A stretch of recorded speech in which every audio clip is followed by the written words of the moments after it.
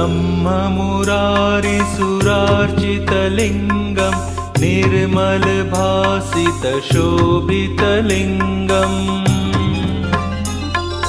जन्मजदुःखविनाशकलिङ्गं तत्प्रणमामि सदा शिवलिङ्गम् देवमुनिप्रवरार्चितलिङ्गं कामदहं करुणाकरलिङ्गम्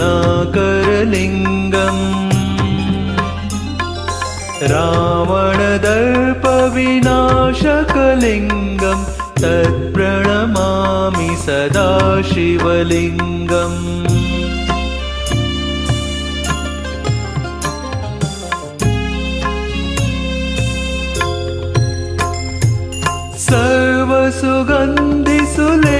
सर्वसुगन्धिसुलेपितलिङ्गं बुद्धिविवर्धनकारणलिङ्गं सिद्धसुरासुरवन्दितलिङ्गं तत्प्रणमामि सदा शिवलिङ्गं कनकमहामणिभूषितलिङ्गं मणिपतिवेष्टितशोभितलिङ्गम्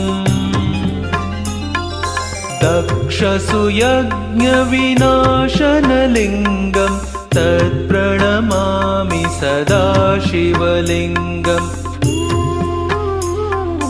कुङ्कुमचन्दनलेपितलिङ्गं पङ्कजहारसुशोभितलिङ्गम्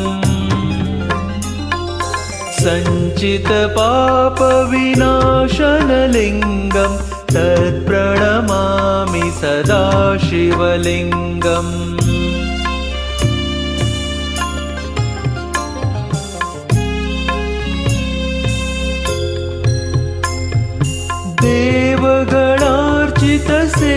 देवगणार्चितसेवितलिङ्गं भावैर्भक्तिभिरेव च लिङ्गं दिनकरकोटिप्रभाकरलिङ्गं तत्प्रणमामि सदा शिवलिङ्गम् अष्टदलोपरिवेष्टितलिङ्गं सर्वसमुद्भवकारणलिङ्गम्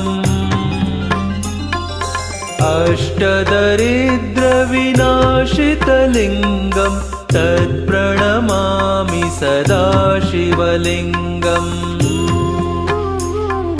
सुरगुरुसुरवरपूजितलिङ्गं सुरवनपुष्पसदार्चितलिङ्गम् परात्परं परमात्मकलिङ्गं तत्प्रणमामि सदा शिवलिङ्गम् लिङ्गाष्टकमिदं पुण्यं यः पठेत् शिवसन्निधौ शिवलोकमवाप्नोति शिवेन सह मोदते।